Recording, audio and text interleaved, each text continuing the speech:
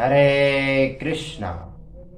भगवत गीता में श्री कृष्ण कहते हैं, दैवी ऐसा गुणमयी मम माया दुरत्तया माम एव ये प्रपद्यन्ते मायाम एताम तरन्ति ते।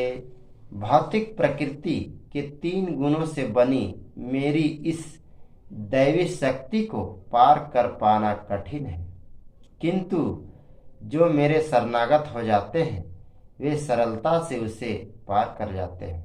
भक्तों, भगवान श्री कृष्ण बता रहे हैं कि भौतिक प्रकृति के 3 गुणों से बनी मेरी इस दैवी शक्ति को पार कर पाना बहुत कठिन है।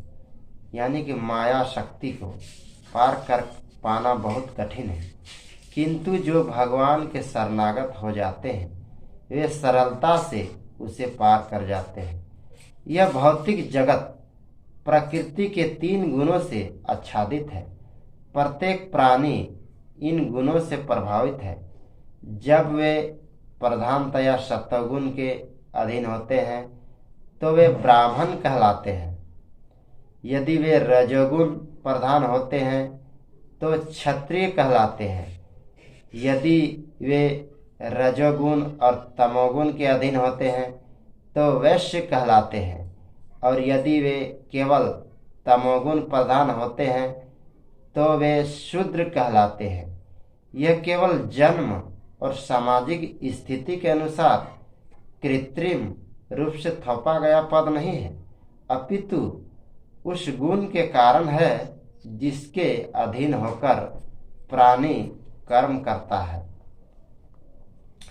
भगवान आगे भी कहते हैं, चातुर्वर्ण्यम मया सृष्टम गुण कर्म विभागशः तस्य कर्तारमपि मां विद्धय कर्तारम अव्ययम्। भौतिक प्रकृति के 3 गुणों और कर्तव्य कर्मों के विभाजन के अनुसार मैंने मानव समाज के 4 वर्णों की रचना की है। यद्यपि इस प्रणाली का निर्माता मैं ही हूँ, फिर भी मुझ अविनाशी को तुम इस वर्ण विभाग का अकर्ता ही समझो। इससे यह नहीं समझना चाहिए कि यह भारतवर्ष में विद्यमान विकृत जाति प्रथा का निर्देश कराता है। श्री कृष्ण ने स्पष्ट रूप से कहा है, गुण कर्म विभागशः। मनुष्य जाति का वर्गीकरण उन गुणों के अनुसार किया गया है जिनके अधीन वे कर्म करते हैं। यह सिद्धांत सारे ब्रह्मांड के मनुष्यों पर चरितार्थ होता है। जब श्री कृष्ण कुछ कहते हैं तो हमें समझ लेना चाहिए कि वे जो कुछ कहते हैं वह सीमित स्थान के लिए नहीं होता, अपितु विश्वव्यापी सत्य होता है, पूरे विश्व के लिए होता है। वे स्वयं को सब जीवों का पिता कहते हैं। पशु पक्षी जलचर वृक्ष पौधे कीड़े कीट पतंग सभी उनकी संतति कहे जाते हैं।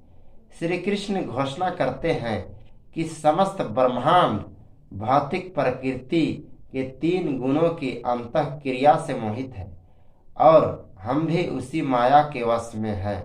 अतः हम यह नहीं समझ पाते कि भगवान क्या है, इस माया का स्वरूप क्या है और इसे कैसे पार किया जा सकता है।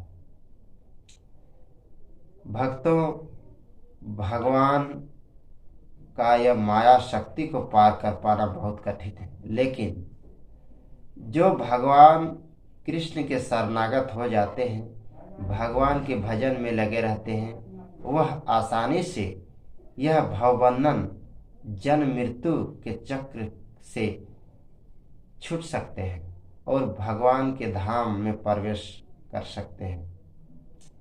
धन्यवाद। हरे कृष्णा।